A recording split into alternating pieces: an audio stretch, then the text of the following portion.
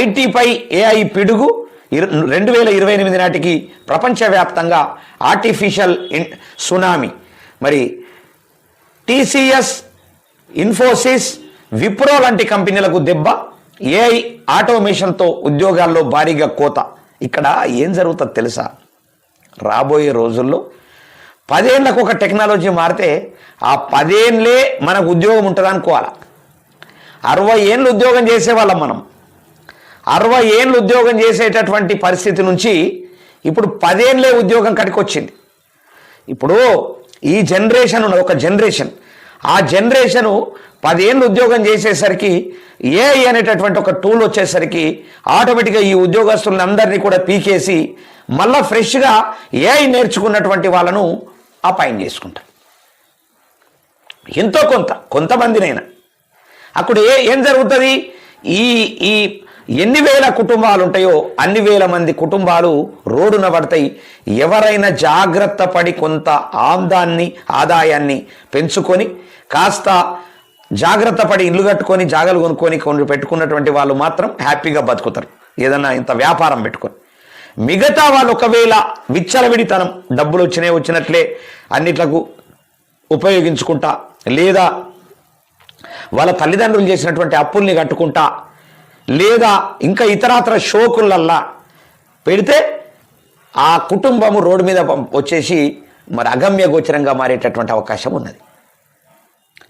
ఇవాళ మనకు ఉద్యోగం అనేటటువంటిది 60 ఏళ్ళ ఉద్యోగం, 63 ఏళ్ళ ఉద్యోగము అనేటటువంటిది మర్చిపోవాలి. ఇప్పుడు 60 ఏళ్ళు 30 ఏళ్ళకు వచ్చింది, 30 ఏళ్ళది 10 ఏళ్ళకు వచ్చింది. ఇప్పుడు 10 ఏళ్ళ తర్వాత నాకు ఉద్యోగం ఉంటుంది, నేను ఉద్యోగం చేస్తా అనేటటువంటిది ఏ మానవుడు కూడా ఆలోచించొద్దు. టెక్నాలజీ మార్పు వచ్చిన కొద్దీ ఆల్రెడీ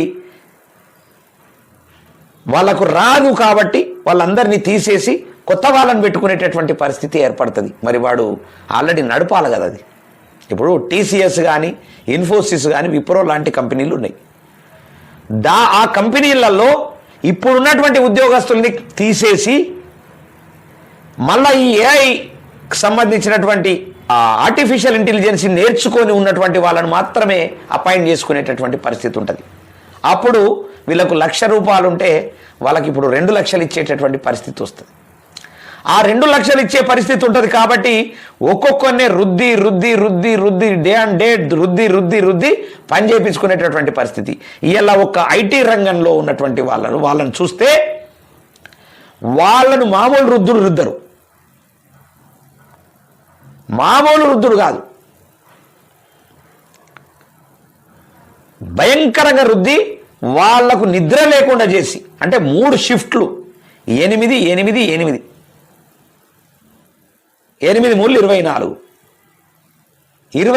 గంటలు 3 షిఫ్ట్లు వాడుకుంటున్నారు.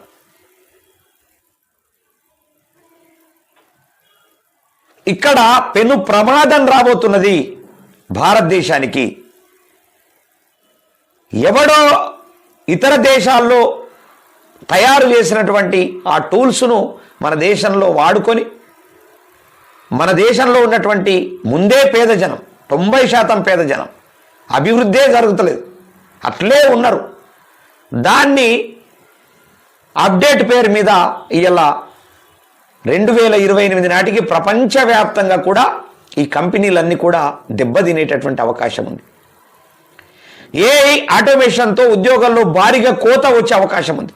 రూపాయి కూడా పతనమయ్యే ప్రమాదం కూడా ఉన్నది. 2 ఏళ్లలో గోస్ట్ జీడిపి పరిస్థితులు, ఎకనమీ పైకి, ప్రజల ఆర్థిక పరిస్థితి పాతాళానికి పోయినటువంటి పరిస్థితి, ఉపాధి లేక తగ్గనున్న ప్రజల కొనుగోలు శక్తి, మరి ఏఐకి చిప్పులు తయారు చేసే కంపెనీలకు ఫుల్ లాభాలు. మరి సిట్రినీ రీసెర్చ్ సంస్థ సంచలన రిపోర్టు, ఏఐ వల్ల కోతలే కాదు కొత్త జాబులు ఉంటాయి అంటున్న నిపుణులు. నేను అదే చెప్పిన. ఐటీ సపోర్టు ఉన్నటువంటి ఇంజనీర్లు, జూనియర్ కోడర్లు, మరి డాటా ఎంట్రీ ఆపరేటర్లు, జీపీఓ, కేపీఓ, కంటెంట్ రైటర్లు, ట్రాన్స్లేటర్లు, బేసిక్ ట్రాఫిక్ డిజైనర్లు, మరి ఫైనాన్సు, అడ్మిషన్, కస్టమర్ కేర్లు, ఇవన్నీ కూడా జాబులు అయ్యే రంగాలు. ఇక కొత్తగా జాబులు వచ్చేటటువంటి రంగాలు ఏంటంటే AI architects, AI prompt engineer, AI ethics officer, Asian learning scientist, cyber security analyst, human AI collaborator, data curators, AI auditors, ఇవి వస్తాయి. అన్ని ఏఐ వస్తాయి. ఐటీ రంగం కుప్పగూలేటటువంటి పరిస్థితి అయితే ఇవాళ దాపురించింది.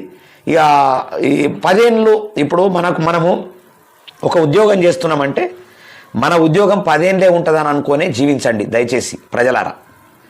ప్రజలకు నేను ఒక్కటే చెప్తా ఉన్నా, దయచేసి ప్రజానికమా, మనము ఒక ఉద్యోగం వచ్చిందంటే ఆ ఉద్యోగం మనం 10 ఏళ్లలోనే రిటైర్మెంట్ అవుతామని అనుకొని మాత్రమే జీవించండి. 10 ఏళ్ల తర్వాత మనకు ఉద్యోగం ఉంటుంది అనేటటువంటి నమ్మకం మాత్రం పెట్టుకోకండి దయచేసి. ఎందుకోసం అంటే టెక్నాలజీ మారుతున్న కొద్దీ ఖచ్చితంగా ఉద్యోగాలు మనకు దూరం అవుతాయి. తప్పకుండా మనకు అది రాదు కాబట్టి దూరం చేసేటటువంటి అవకాశం. ఇలా ఒక సంగీత రంగంలో ఉన్న నేను ఎందుకు దూరం కావడం జరిగింది? దూరం అంటే ఎందుకు దూరం? మొత్తం టోటల్గా ఏఐ వచ్చిన తర్వాత టోటల్గా ఎవరు దొరికితే వాళ్ళు కంప్యూటర్ దగ్గర కూర్చొని ఒక పాట రాసి దాంట్లో ఎత్తే పాట వచ్చేస్తున్నది. బ్రహ్మాండమైన 100 పాటలు. మా సీనన్న అయితే 100 పాటలు చేసి పెట్టేసిండు. మా ఇంకొక అన్న 100 పాటలు చేసి పెట్టేసిండు. ఇప్పుడు మార్పు వచ్చేసింది. దయచేసి ఎవరైనా జాబ్ చేసేటటువంటి వాళ్ళు ఎవరైనా సరే, ప్రైవేట్ రంగాల్లో జాబ్ చేసేటటువంటి వాళ్ళంతా కూడా 10 ఏళ్ళే ఉంటుంది మా జాబు, 10 ఏళ్ళ తర్వాత మార్పు వస్తుంది, తప్పకుండా నాకు జాబ్ ఉండదని నిర్ణయం చేసుకోండి దయచేసి.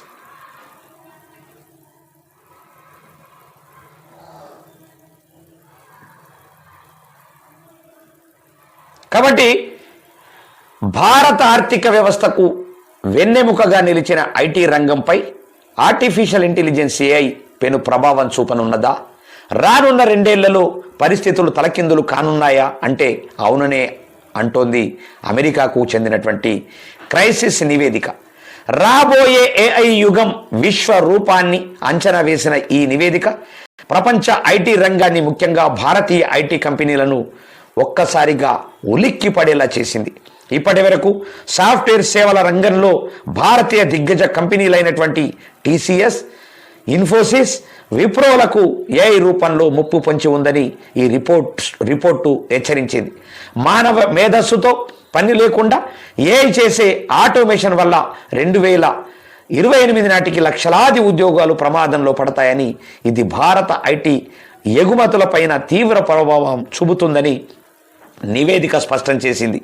ఐటీపై ప్రభావంతో రూపాయి విలువ కూడా దారుణంగా పతనం కావచ్చని, చివరకు భారత్ ఐఎంఎఫ్ సాయాన్ని కోరే పరిస్థితికి రావచ్చని పేర్కొంది.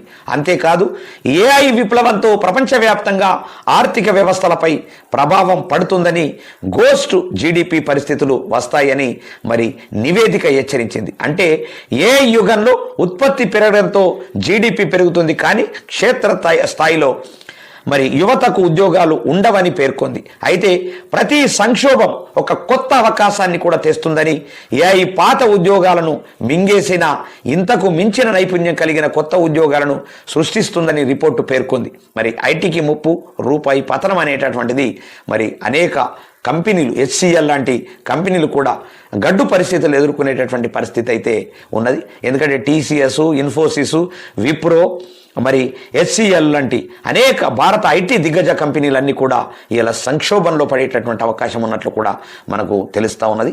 చూద్దాం, అడుగుదాం ఒక్కసారి లేపితే. అన్నయ్య నమస్తే అన్నయ్య, బాగున్నారన్నా? నాకు ఒక క్లారిటీ ఇవ్వాలా, నేను మిమ్మల్ని అడుగుతా ఉన్నా. ఇప్పుడు ఐటీపై అంటే ఈ విప్రో కంపెనీ కానీ, టీసీఎస్ కానీ, ఈ కంపెనీలు ఉన్నాయి కదన్నీ, ఈ ఏఐ వచ్చిన తర్వాత చాలా పెద్ద ప్రమాదం ఉండబోతుంది అనేటటువంటిది ఒక వార్త ఈరోజు హల్చల్ చేస్తా ఉంది. అది ఎంతవరకు అవుతుంది అనేది మీకు ఏమైనా ఐడియా ఉందా? ఉంది 40 to 50% ఎఫెక్ట్ అవుతుంది. ఎట్లా 40% ఎఫెక్ట్ అవుతుంది. ఈ ఇంకా నెక్స్ట్ 2 years లో ఒక 30% ఎఫెక్ట్ అవుతుంది, ఇంకొక 5 years లో 50% ఎఫెక్ట్ అవుతుంది. ఎందుకంటే కంప్లీట్ గా మనకు ఆటోమేషన్ అయిపోతుంది అన్నట్టు. ఏదైనా వర్క్ కానీ, కోడింగ్ కానీ, మాడ్యూల్ కానీ, డిసిషన్ కానీ, ఇప్పుడైతే అన్ని మీరు ఏదైనా చూసుకోండి, చిన్న చిన్న చిన్న చిన్న ఇంతకుముందు మనకు కస్టమర్ కేర్ సర్వీస్ సెంటర్స్ ఉంటుండే, ఇప్పుడు అవన్నీ లేకుండా వెళ్ళిపోయాయి, అంత చాట్ బాక్స్ వచ్చినాయి. ఇప్పుడు మీరు ఎయిర్టెల్ తీసుకోండి, జియో తీసుకోండి, మన వోడాఫోన్ తీసుకోండి, మనకు చిన్న చిన్న ఫస్ట్ అన్ని అవే సాల్వ్ చేస్తున్నాయి. బిల్లింగ్ ప్రాబ్లం కానీ, కనెక్షన్ ప్రాబ్లం కానీ, ఇంటర్నెట్ ప్రాబ్లం కానీ. ఇంతకు ముందు మనకు ఈవెన్ అబ్జర్వ్ చేస్తే ఇంటర్నెట్ అంటే మనకు అబ్బాయి వచ్చి చెక్ చేసి ఏమైనా ప్రాబ్లం ఉంటే రీస్టార్ట్ చేసిపోతుండే. ఇప్పుడు ఈవెన్ మనము యాప్ నుంచి డివైస్ రీస్టార్ట్ కూడా చేసుకోవచ్చు. సో ఇది ఒక్కొక్క ఎగ్జాంపుల్ తీసుకుంటూ వెళ్తుంటే అట్లనే మనకి ఏమవుతుందంటే, ఇప్పుడు అప్లికేషన్స్ లో కానీ ఏదైనా డిసిషన్ మేకింగ్ కానీ, ఇంతకుముందు అంటే నీకు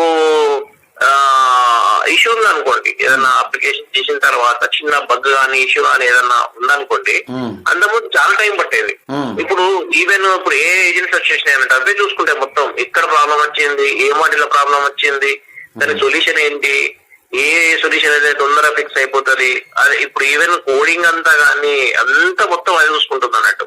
సో దీనివల్ల మన అంతకుముందేమో మనకు ఆపరేషన్స్ వాళ్ళకు ప్రాబ్లం వచ్చింది, ఇప్పుడు ఏజిల్ అని వచ్చింది. ఇప్పుడు ఏంటంటే అంతకుముందు డెవలప్మెంట్ మెథడాలజీస్ ఉంటాయి. ఇప్పుడు ఏదైనా డెవలప్మెంట్ చేయాలంటే డిఫరెంట్ అప్రోచ్ టెంప్లెట్స్ ఫాలో అవుతారు కదా. దాని తర్వాత రీసెంట్ గా మనకు ఏజిల్ మెథడాలజీ వచ్చినప్పుడు అది ప్యారల్ జరిగినప్పుడు ఏమవుతుందంటే ఆపరేషన్స్ అండ్ డెవలప్మెంట్ రెండు కలిపేసి అన్నట్టు. అప్పుడు ఆపరేషన్ టీమ్ కి ఎఫెక్ట్ అయింది. ఇప్పుడు ఏ వచ్చిన తర్వాత డెవలప్మెంట్ టీమ్ ఎఫెక్ట్ అవుతుంది. సో ఇలా జరుగుతుంది. అది ఏమైతుందంటే డౌన్ ద టైం ఒక 3 to 4 years లో ఒక 30 to 40% జాబ్స్ అయితే ప్రాబ్లం అవుతుంది. కానీ ఇక్కడ ఏంటంటే డిసిషన్ తీసుకోగలుగుతుంది, కానీ అది ఎక్కడ డిసిషన్ తీసుకోగలుగుతుంది, అది తీసుకున్న డిసిషన్ కరెక్టా కాదా, తర్వాత నెక్స్ట్ మనము ఎక్కడెక్కడ అవసరం పడుతుంది అని చెప్పేసి మనం డిసైడ్ చేయాలి. సో అది డిసైడ్ చేయలేదు అంటే decision making, final decision making కానీ మాదే ఉంటది. సో దాన్నే కొత్తగా వచ్చింది ప్రాంప్ట్ ఇంజనీరింగ్ అంటారు. ఏది ఎక్కడ అవసరం పడుతుంది ఏందని చెప్పేసి అది కరెక్ట్ డిసైడ్ చేస్తున్నట్టు. సో అది డిసైడ్ చేసిన దానికి ఒక క్యాండిడేట్ కావాలి, దాన్నే ప్రాంప్ట్ ఇంజనీరింగ్ అంటారు. సో ఇప్పుడు ప్రాంప్ట్ ఇంజనీరింగ్ జాబ్ చాలా ఎక్కువ ఉంది. తర్వాత ఏఐఎంఎల్. సో ప్రస్తుతానికి ఏఐ తోటి వచ్చిన ప్రాజెక్టులు ఓన్లీ సక్సెస్ రేట్ వచ్చేది తక్కువ ఉంది, 10% ఉంది ప్రస్తుతానికి. ఇది అయితే అన్న అంటే వాస్తవానికి ప్రతి ఒక్కరు కూడా ఒక 10 ఏళ్ళే ఉద్యోగం ఉంటది అని అనుకోవచ్చా రాబోయే తరము? అంటే ఇప్పుడు ఒక ఐటీ రంగం వచ్చింది, ఐటీ రంగం వచ్చేసి ఇప్పుడు ఆల్మోస్ట్ 20 ఏళ్ళు అయిందా? ఎక్కువ అయిపోయింది కదా, 90s లో వచ్చింది. 90s లో వచ్చింది. యాక్చువల్గా మన ఇండియాకు 90s లో వచ్చింది, అంతకుముందు ఉంది. కానీ మన అందరం యూఎస్ కి వెళ్ళిపోవడము, మీరు అబ్జర్వ్ చేస్తే మనకు AS 400 అని చెప్పేసి రెండు మాటలు మన రెండే ఎక్కువ నడుస్తుండే. మెయిన్ ఫ్రేమ్స్ అని మీకు ఐడియా ఉంటే 80s to 90s లో మెయిన్ ఫ్రేమ్స్, AS 400, తర్వాత అప్పుడప్పుడు వచ్చిన ఇది పాస్కల్ అని చెప్పేసి, తర్వాత HTML, ఇవి జాబ్స్ చాలా ఉంటుండే.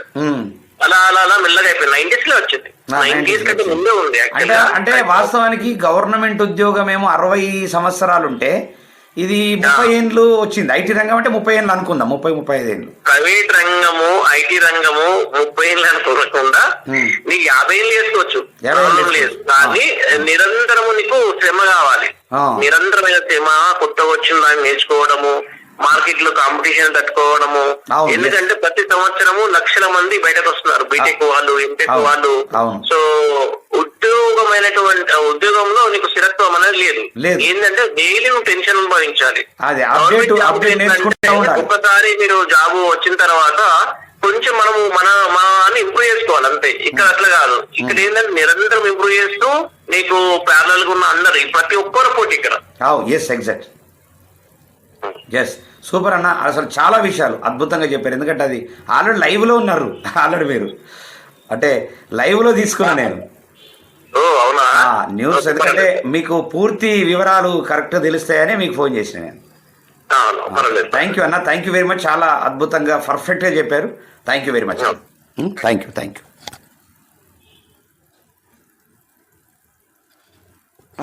ఎంత పర్ఫెక్ట్ క్లారిటీ చెప్పాడు చూడు. అంటే ఒక రంగం, అంటే నిరంతరంగా ఐటీ రంగంలో నిరంతరంగా కృషి చేస్తూ నిరంతరంగా కష్టపడాలా. అదే గవర్నమెంట్ రంగంలో అయితే కాస్త కష్టపడితే సరిపోతుంది. కానీ ఈ ప్రైవేట్ రంగం అనేటటువంటిది నిరంతరంగా టెన్షన్తో కూడుకుంటున్నటువంటి పని. నిజంగా ఈ ప్రైవేట్ రంగంలో జాబ్ చేసేటటువంటి వాళ్లకు ఇలా జబ్బులు వస్తున్నాయంటే, రకరకాల సమస్యలు వస్తున్నాయంటే కేవలం ఇదే. అప్డేటు, పోటీలో తట్టుకోవాలి, రకరకాలుగా నేర్చుకోవాలి, ముందుకోతే తప్ప వర్కౌట్ కాదు అనేటటువంటిది అన్నగారు చెప్పారు. చాలా థ్యాంక్ యూ అన్న, థ్యాంక్ యూ వెరీ మచ్. మీరు లైవ్కి వచ్చి చాలా అద్భుతమైనటువంటి విషయాల్ని డిస్కషన్ చేసినందుకు ప్రత్యేకమైన కృతజ్ఞతలు. ఇక ఇది ఐటీకి ఏఐకి ఉన్నటువంటి పరిస్థితి, దానికి జరుగుతున్నటువంటి పరిణామాలు ఎట్లా పోతాయి అంటే 60 ఏళ్ళు గవర్నమెంట్ ఉద్యోగం ఉండి మంచిగా రిటైర్డ్ అయిపోయేటటువంటి జీవితం నుంచి 50 ఏళ్ళు వేసుకోవచ్చు అనేది కూడా అన్నగారు చెప్పారు. 50 ఏళ్ళ నుంచి ఇప్పుడు ఏమైపోయింది మరి, ఏఐ వచ్చిన తర్వాత మరి 25 ఏళ్ళకి వస్తుందా, 10 ఏళ్ళకి వస్తుందా, 20 ఏళ్ళకి వస్తుందా అనేటటువంటిది కాలం నిర్ణయం చేస్తుంది. రాబోయే రోజుల్లో ఏం జరుగుతుంది అనేటటువంటిది కాలం